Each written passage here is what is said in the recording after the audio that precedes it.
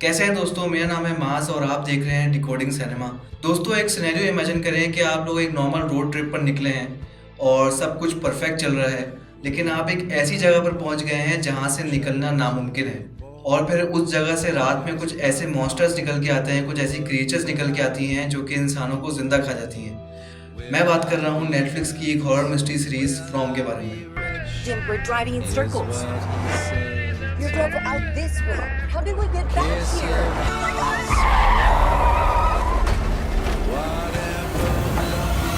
दोस्तों, ऑनेस्टली बहुत कम शोज ऐसे हैं जिनको मैं बहुत ज़्यादा हाईली रिकमेंड करता हूँ, लेकिन फ्रॉम उन सीरीज़ में से लाजमी एक है जो कि मैंने रिसेंट टाइम में देखी है और मुझे बेस्ट मिस्ट्री हॉरर सीरीज़ में से एक लगी है। अभी इसका सीजन 5 भी रिलीज़ हुआ है, तो मुझे लगा कि ये बेस्ट टाइम है कि मैं इसके बारे में बात करूँ। दोस्तों, फ्रॉम का कॉन्सेप्ट इंतहाई सिंपल है, लेकिन इसकी एग्जीक्यूशन बहुत कमाल की गई है। मतलब एक टाउन दिखाया गया है जहाँ पर जो भी एक बार एंटर हो जाता है वो वहाँ से कभी वापस नहीं निकल पाता। मतलब इस टाउन की जो रोड्स हैं वो एक लूप में है। आप एक जगह से गाड़ी लेके चलते हैं तो आप दोबारा उसी पॉइंट पे आके खड़े हो जाते हैं। मतलब ये एंडलेस है ये वाला टाउन। और इसके अलावा यहाँ पे सिग्नल्स काम नहीं करते।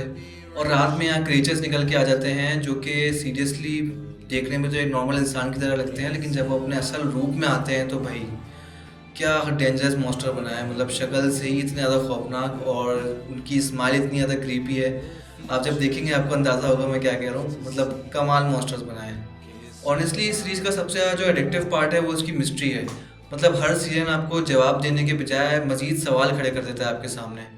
और मैं ये चीज़ नेगेटिव वे में नहीं बोल रहा हूँ। मतलब ये चीज़ इस सीरीज़ का प्लस पॉइंट है कि ये आपको इतना ज़्यादा उलझाती है, लेकिन आपको एट द सेम टाइम इसमें इंटरेस्ट लूज़ नहीं होने देती है अपने आप। मतलब आपके दिमाग में सवाल होंगे कि ये सिंबल्स क्या हैं, ये आवाज़ें कहाँ से आ रही हैं, ये मॉन्स्टर्स क्यों हैं, और इनफैक्ट ये टाउन ही एग्जिस्ट क्यों करता है। और ट्रस्ट मी, आप हर एपिसोड के बाद खुद अपनी थ्योरीज बनाने बैठोगे कि ऐसा हो सकता है, ऐसा हो सकता है, लेकिन नेक्स्ट एपिसोड में ये सीरीज आपकी थ्योरीज को बिल्कुल फेल कर देगी। इसलिए फ्रॉम मेरी नज़र में एक नॉर्मल सीरीज नहीं है। मतलब ये आपको एक जाइंट पजल की तरह फील होगा। और अभी इसका सीजन 5 आया है, तो होपफुली उस सीजन में इन लोगों ने सारे सवालों के जवाब दे दिए होंगे। मैंने अभी तक देखा नहीं है, मैं आपको आगे बताऊंगा इस बारे में। लेकिन खाली मिस्ट्री इस सीरीज़ की एडिक्टिव होने की वजह नहीं है। इस सीरीज़ के कैरेक्टर्स ने बहुत ज़्यादा इंपॉर्टेंट रोल प्ले किया है।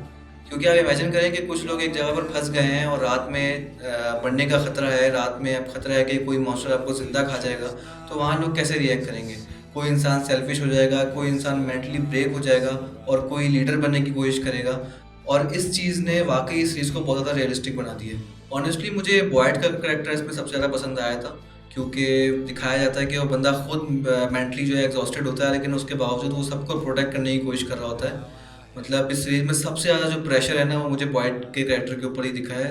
मतलब कि हर जगह पर वो खुद फेस करता है, हर मुश्किल वो खुद फेस करता है। तो बेस्ट कैरेक्टर था मेरे हिसाब से बॉयड का। दोस्तों, जो चीज़ मुझे सबसे ज़्यादा सरप्राइज करती है फ्रॉम के बारे में वो ये कि अभी तक उसको वैसी मेन स्ट्रीम पहचान नहीं मिली जिस तरह के और शोज़ को मिली है, जैसे कि मनी हाइस्ट, पीकी ब्लाइंडर्स वगैरह को। लेकिन इस शो में इतना पोटेंशियल है कि इसको लोग इतना पसंद करें, और ये उस लेवल का वाकई शो है।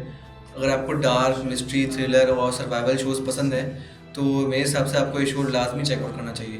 और हाँ, जैसे कि मैंने आपको पहले बताया कि फ्रॉम का लास्ट सीजन ऑलरेडी रिलीज़ हो चुका है। मैंने अभी तक वो नहीं देखा है, क्योंकि उसके वो एपिसोड रिलीज़ हो रहा था, तो मैं वेट कर रहा था कि पहले पूरा पूरा शो आ जाए, देन मैं उसको देखूँ।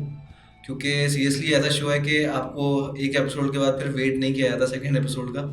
तो इसलिए मैंने उसको अभी तक छोड़ा हुआ था, लेकिन जैसे ही इसका कंप्लीट हो जाएगा सारे एपिसोड, तो फिर मैं उसको पूरा देख लूँगा एक साथ। लेकिन अगर आप भी उन लोगों में से हैं जिन लोगों ने अभी तक इस सीरीज़ को स्टार्ट नहीं किया है, तो मैं आपको हाईली रिकमेंड करूँगा कि ये बेस्ट टाइम है कि आप उसको स्टार्ट करें। क्योंकि फिर सीजन 5 जब कंप्लीट रिलीज़ हो जाएगा, फिर इसके स्पॉयलर्स वगैरह आना शुरू हो जाएंगे एंडिंग के।